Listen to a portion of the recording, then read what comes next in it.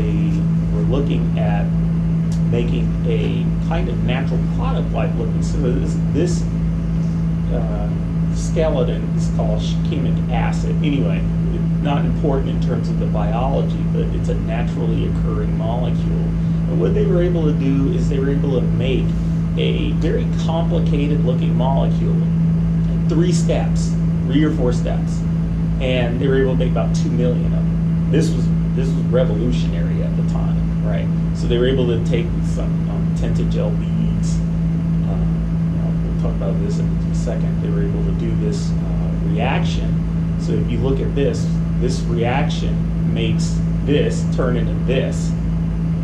And then they did that building block diversification stuff. So they had an iodide on this aromatic piece here, and then they were able to couple different things on there in such a way that they made more molecules. And then they were able to take a amine, and then they would open that ring up. So this ring is very strained. So an amine will attack that and open it up. You get this. And then that carboxylic acid can be reacted with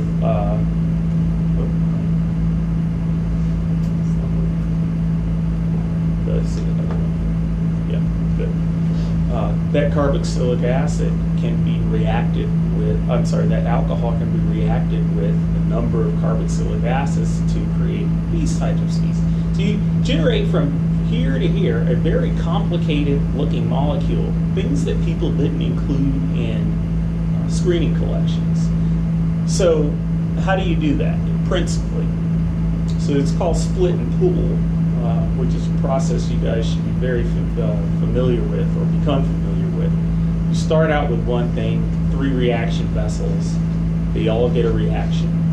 Put a reaction block, building block on the solid phase or whatever it is. DNA encoded libraries, the same process is similar for all of these.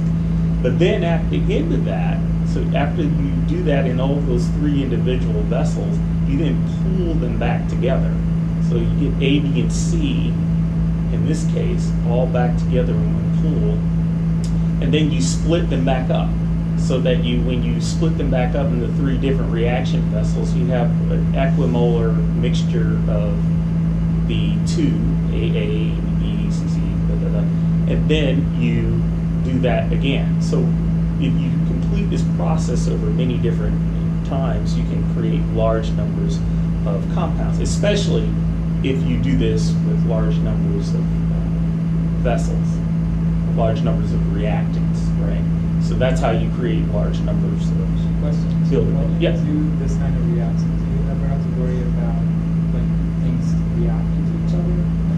Or how do you sort of make sure? Well, you can't rule that out. You can't rule it out. Sure. Like, wait, were you talking about these things reacting with one another? Yeah, it's possible. Could happen. But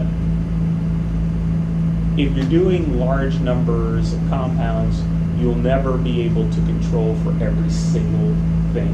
So what you're doing is trying to make large numbers in the hopes that even if there's a 5% off-target rate, like something that you just talked about, you'll still get 95%, which is a large number of compounds.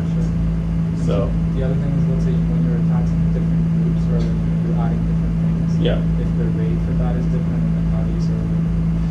Very good point. Very good point. So you always conclude that you will normalize to the reaction that you think is the slowest one, or the lowest rate of reactivity, or something like that, and that everything else will have reacted. So you try to find what the optimal conditions are for the bad player, and then make sure that everything else conforms to what you need. Any other questions?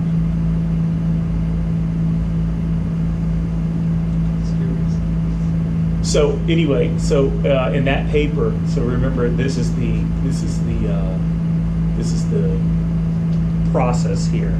So note that we're going to add something called an alkyne. We're going to add has something called an amine, then it has something called carboxylic acid in 3 steps. So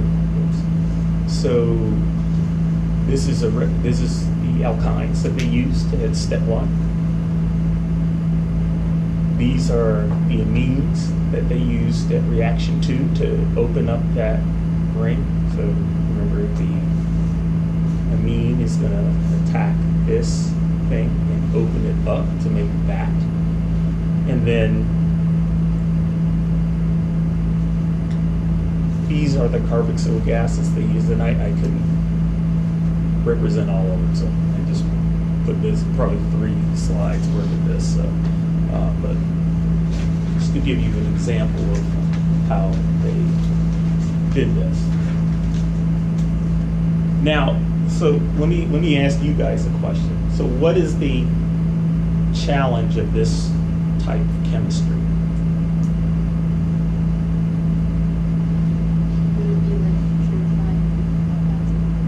No, you don't purify. You typically just try to react everything to excess so that everything goes to completion. Normally that would characterize. In what way? Well, structural wise, because you you make a bunch of presume when you reactions. put certain things together, you're going to come up with the right structure. You just take that for granted, and you just say. But there is I think what you just said is absolutely correct. What are you going to do when you screen this? Yeah, how do you know what you're dealing with in the end?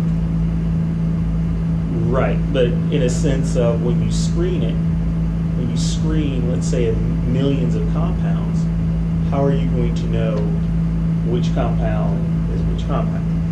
Versus, that has to be decoded, right? So that was a huge problem in this area. So anyway, I'm going to present that next part. So this is how they did that.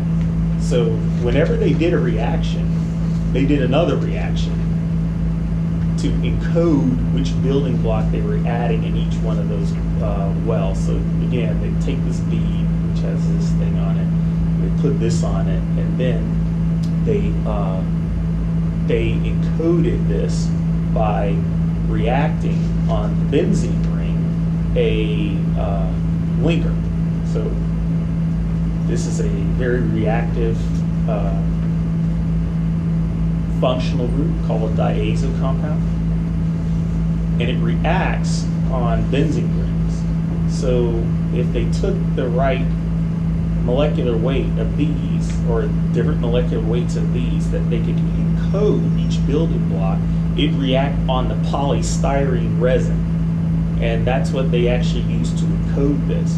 So in order to actually get a hit from these things, what you would have to do is you would add your cells, you would make sure to see what happens, and if something happened, your right assay, so here's the thing, here's the cell-based assay. The reason, or how you would determine what happened, is you would have to actually take the compound off the polystyrene ring. So you would have to add another molecule to deconvolute this. So basically, the beads, because they screen these on beads, would then be